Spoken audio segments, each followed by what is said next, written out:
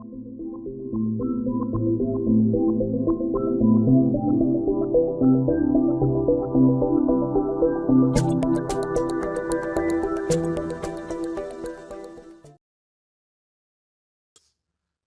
pessoal, eu sou o professor Leandro e na unidade de hoje nós vamos estudar a membrana plasmática. A membrana plasmática das células eucarióticas é composta basicamente por lipídios e proteínas. Essa membrana plasmática tem algumas funções. Entre elas nós podemos citar a primeira função, que é a de barreira. Ela impede a entrada e saída de componentes entre o ambiente intra e extracelular. A segunda função é de permeabilidade seletiva. Essa membrana ela vai controlar o trânsito através dela. Ou seja, o que entra e o que sai deve estabelecer uma série de interações com essa membrana para que seja possível o seu trânsito. E a terceira função é a de sinalização. Na membrana serão encontrados vários receptores que carregam informações para a célula e que podem transmitir informações para outras células que estejam ali próximas àquela célula. A estrutura dessa membrana plasmática ela é organizada em uma camada dupla. Estes lipídios se organizam, em uma dupla camada lipídica que estabelece uma interação e uma forma de organização que permite uma interação perfeita entre esses lipídios que são caracterizados como anfipáticos. O que isso quer dizer? Que os lipídios que compõem a membrana apresentam uma porção que é hidrofílica, que tem afinidade com a água, e uma porção que é hidrofóbica, que não tem afinidade pela água. Como é uma dupla camada, ela se organiza para expor externamente e internamente a porção destes lipídios que seja hidrofílico. E esconde ali no meio, como se fosse um sanduíche, como se fosse o recheio de um sanduíche, as porções que são hidrofóbicas. Dessa forma, essa organização atende às interações que esses lipídios que compõem a membrana precisam estabelecer. Essa bicamada ela é caracterizada como um líquido bidimensional. O que isso quer dizer? Que ela tem uma flexibilidade que permite a movimentação dos constituintes dentro da membrana. Em outras palavras, as proteínas que estão ali imersas no meio desse mar de lipídios que compõem a membrana, eles não estão exatamente presos. Eles podem mudar o seu posicionamento de acordo com o que for interessante para a célula. E isso confere uma flexibilidade para os constituintes que estão na membrana. Ou seja, a membrana não é uma parede de tijolos que foram acimentados. São um mosaico que permite a movimentação dos constituintes ao longo desta membrana. E isso vai ser importante para que ela consiga posicionar determinadas proteínas em locais onde ela vai estabelecer uma interação, onde ela vai permitir uma secreção, ou vai permitir uma absorção de determinada molécula. Isso vai ser importante para a sobrevivência e funcionalidade daquelas células.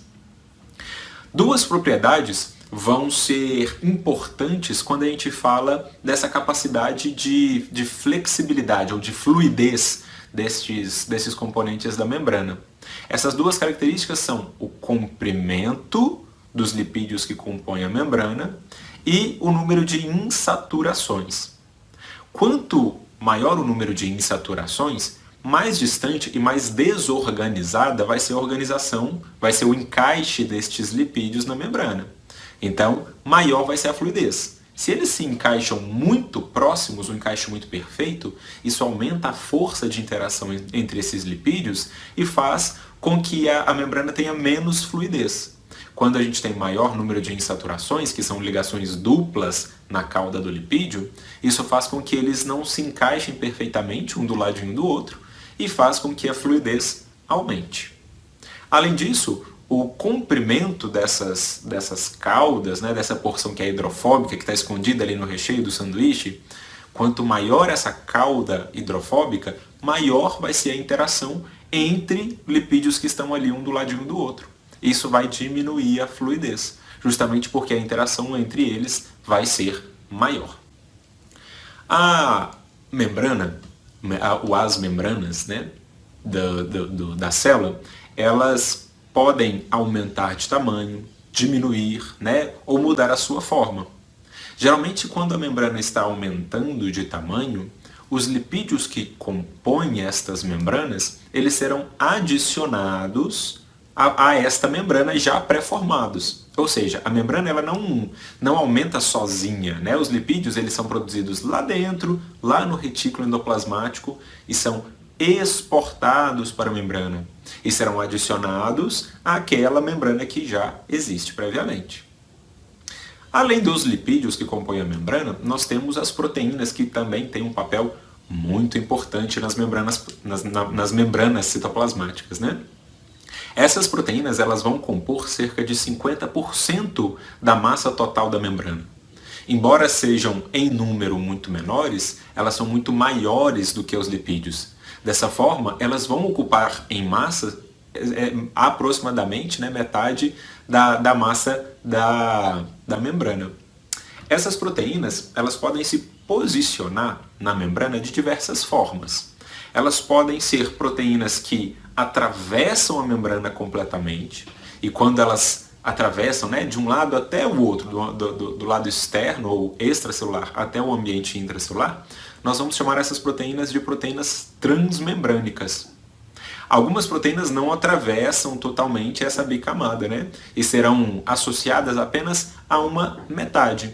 Então, esse segundo grupo, né, são proteínas que serão associadas a uma monocamada.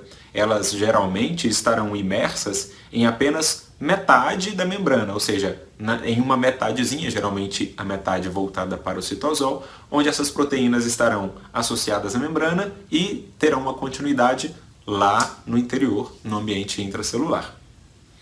Terceira forma dessas proteínas que estão lá na membrana, né, ou estão associadas à membrana, de permanecerem ligadas a esta membrana, é estarem ligadas de uma forma inteiramente exterior ou interior, né, ou seja, a molécula proteica em si, ela não está imersa na membrana, mas ela se associa a algum componente da membrana. Vamos supor, uma proteína que faz uma interação e se liga com um lipídio que compõe a membrana. A proteína não está dentro, mas vai ser uma proteína de membrana, porque ela está ligada a um componente da membrana. Então, é uma terceira forma dessas proteínas se associarem. E existe ainda uma quarta forma, que é quando elas estão ligadas de uma forma indireta. Se uma proteína se liga a uma outra proteína que está imersa na membrana, ela vai fazer parte também, né, da membrana, só que de uma forma indireta. Ou seja, falei para vocês de 4 formas de proteínas se associarem à membrana. Atravessarem por dentro, né, internamente, essa membrana de uma face até a outra, aquelas que são transmembrânicas. Ela pode se associar à membrana apenas em uma face, então ela ocupa espaço dentro da membrana, mas apenas em uma metade daquela bicamada. Ela pode estar inteiramente exterior, né, e não estar imersa na membrana, mas estar ligada a um componente que faz parte da membrana plasmática, ou ela pode estar ligada a uma proteína que é transmembrânica. Então, uma proteína que está imersa ali na membrana pode servir de ancoragem para uma outra proteína que está completamente exteriorizada. Então, essas proteínas elas vão ocupar esse espaço na membrana, tem muitos papéis que essas proteínas podem exercer, né? E associado à membrana não temos só essas proteínas, como também uma rede de filamentos que estarão associados à membrana numa face interna. Ou seja, nós temos a membrana plasmática externamente e internamente, lá dentro, né, da membrana, ou melhor, dentro da célula, internamente à membrana, nós temos uma rede de filamentos que recebe o nome de córtex celular.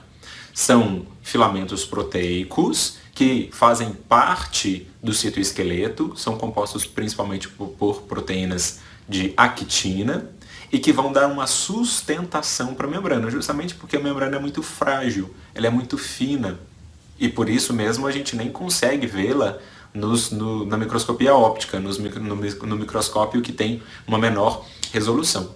Então esse córtex ele é essencial para proteção, para dar forma a essas membranas e para permitir, né, uma série de funções que a membrana vai desempenhar em relação à absorção seletiva, em relação à movimentação, à restrição de entrada e saída de outras moléculas através desta membrana.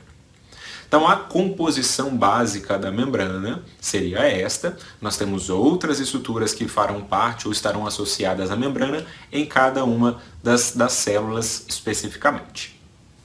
Tenham todos um bom estudo e até o próximo vídeo.